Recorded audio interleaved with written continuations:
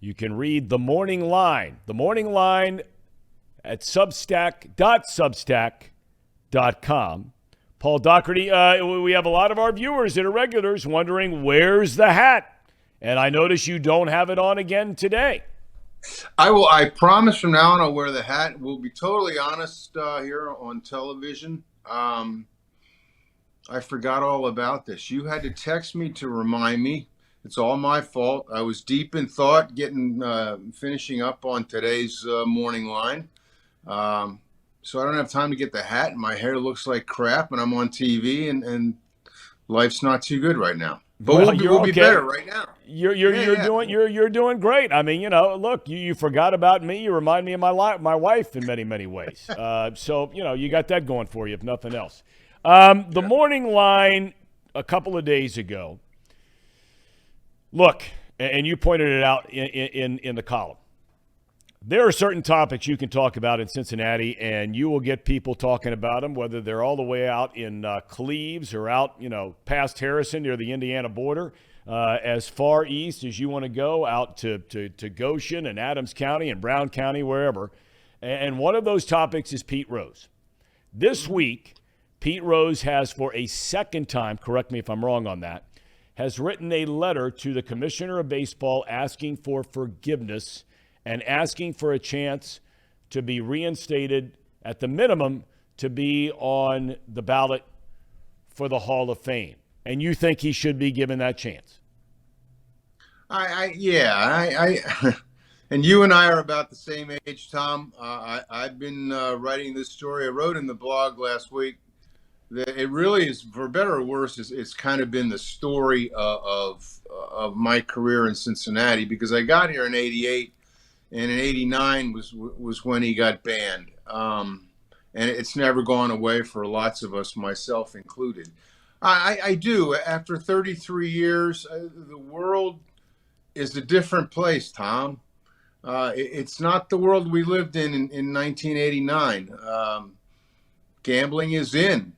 Gambling is everywhere. Gambling is soon to be everywhere in Ohio, including at the ballpark. If you want to place a bet during a game, there will be a place you can do that, more than one place. Gambling advertising is all over ballpark walls. It's a part of everyday life. That doesn't excuse what Pete did, but it brings context. There's also the notion, very real, that lots of players cheated the game in other ways since 1989. Obviously Barry Bonds, we get down the list, Mark McGwire, Roger Clemens, on and on. Of course, not all of them have been proven to have cheated the game, but the perception exists. The Astros cheated the game in 2017. They won the World Series, as far as I know. They still have the trophy, and everybody from that team still has a ring. After 33 years, given what we know about the world now, it's no longer noble what Rob Manfred is doing in keeping Pete on the banished list. It's simply petty, and it really is time to move on. And Pete has paid his dues, and people who pay their dues deserve to be rewarded for that.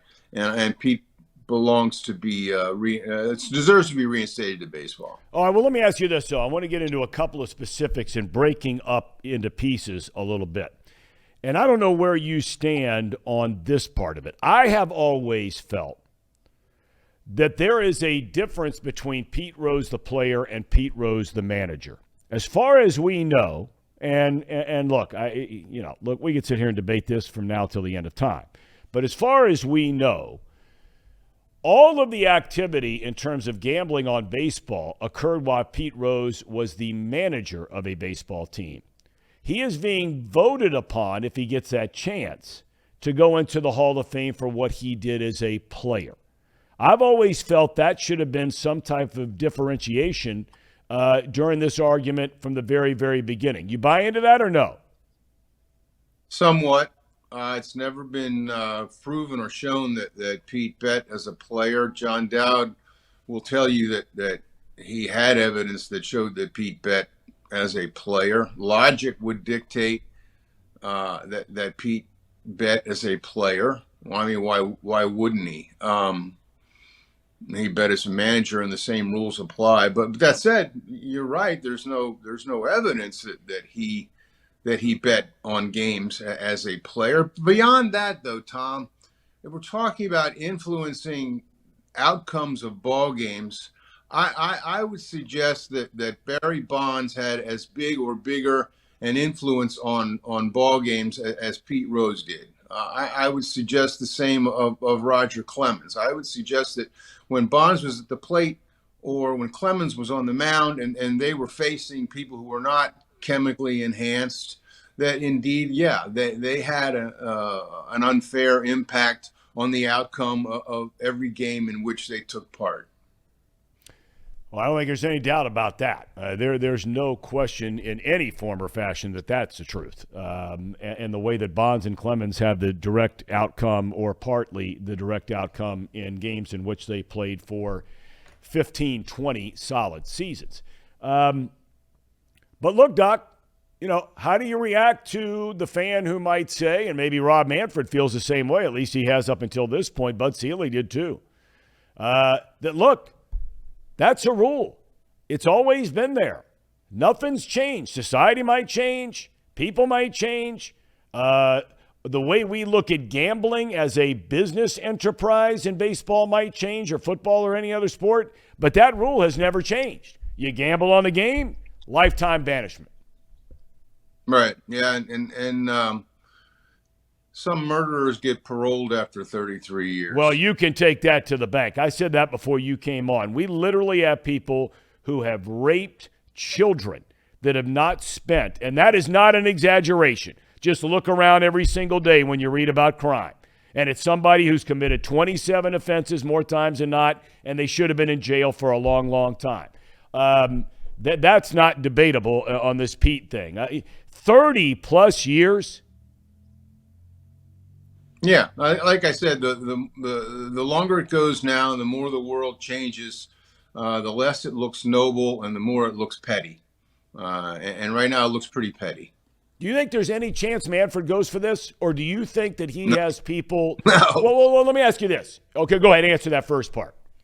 No, I just if knowing what I think I know about the guy, and reading about him and watching him over the years.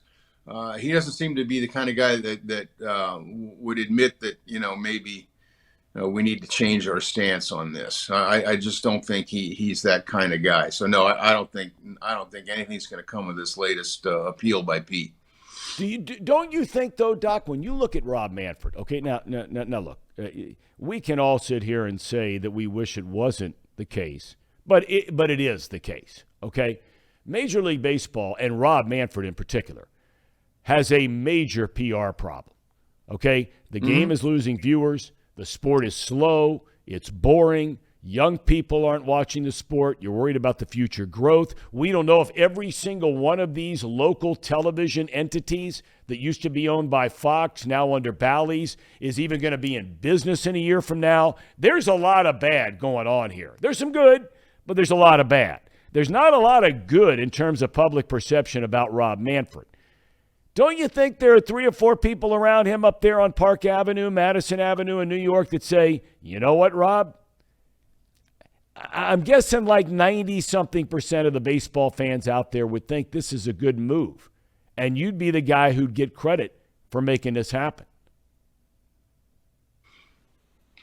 Yeah, I suppose. I tend to believe that the people on Park Avenue don't spend a lot of time, if any, thinking at all about Pete Rose. Maybe they are now because of this new letter, but I just think that they wish he would go away, and maybe by reinstating him, he, at least the argument would go away. But I don't think that plays a big part in his decision. He's got lots of things that are a lot more important to deal with. That's way down on his list. I just think it would be a feather in the guy's cap. I really do. I think it would. It would improve the perception of Rob Manfred, and I'm not saying this is why he should do it, but I think making the move would improve his perception. All right, I want to shift gears real quick. We talked about Dusty Baker last week. Don't know if you heard. He's coming on the program tomorrow. for about 50 minutes tomorrow. Every Wednesday we do what's called the big interview, and we've had some big name guys, and we've had Hall of Fame guys. Dusty will be a Hall of Famer as a manager.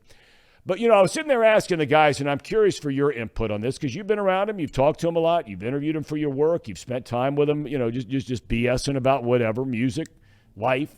When you look at his career and whether it was the racism stuff with the minor leagues, spending time around guys like Jackie Robinson and Hank Aaron and some of the old Negro League players and all those guys that he got to know so well, he was a great player, as we know.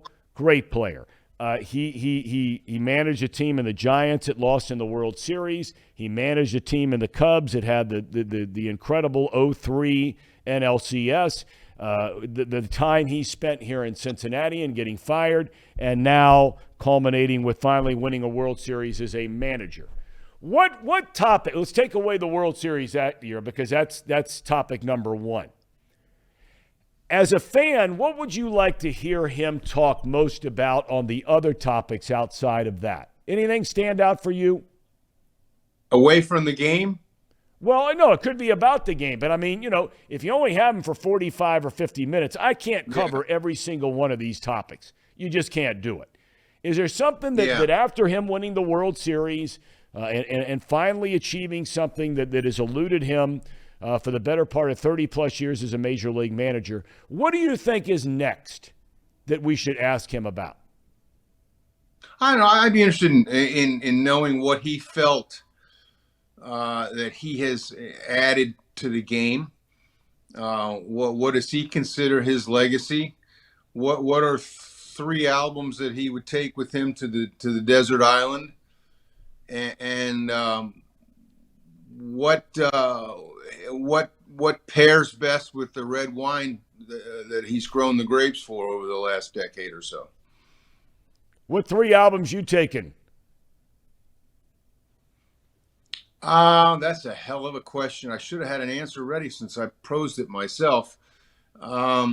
Exile on Main Street, Rolling Stones masterpiece. Eat a Peach, Allman Brothers. I could listen to Blue Sky every day, 5 times a day, never get tired of it. I don't know, man. What's the third one? I'll think of it as soon as we're done here. I figured you would have something Springsteen-esque in there. Abbey Road. Okay, Abbey Road. By the way, I couldn't believe you took a shot at James Taylor the other day. I didn't really take a shot at him. You took a shot at him. You took a shot at him. And, I mean, this guy, come on. I said thought he was okay and had the vocal range of a flea. Did I say that? I don't know if you said that. But, I mean, I couldn't believe it when I read you took a shot at James Taylor. I mean, what's better music than James Taylor sitting around a fire pit? Me and a lot of buddies of mine love sitting out by the fire pit and listening to some tunes and, having a cigar, a few beers, under the stars. I could think of about 500 artists I'd rather listen to around a fire pit than James Taylor. Okay. All right. Sorry. All right, Doc. Thanks for your time, my man. Appreciate you coming on. Yeah, man. Sorry about the hair. I'll do better next time. I apologize for mine every day. Don't worry about it. It's all right. At least we still got it. Still got a little bit. He's got more of it than I do, though. Mine's falling out and turning white. He's got a full head of hair, and it's still brown.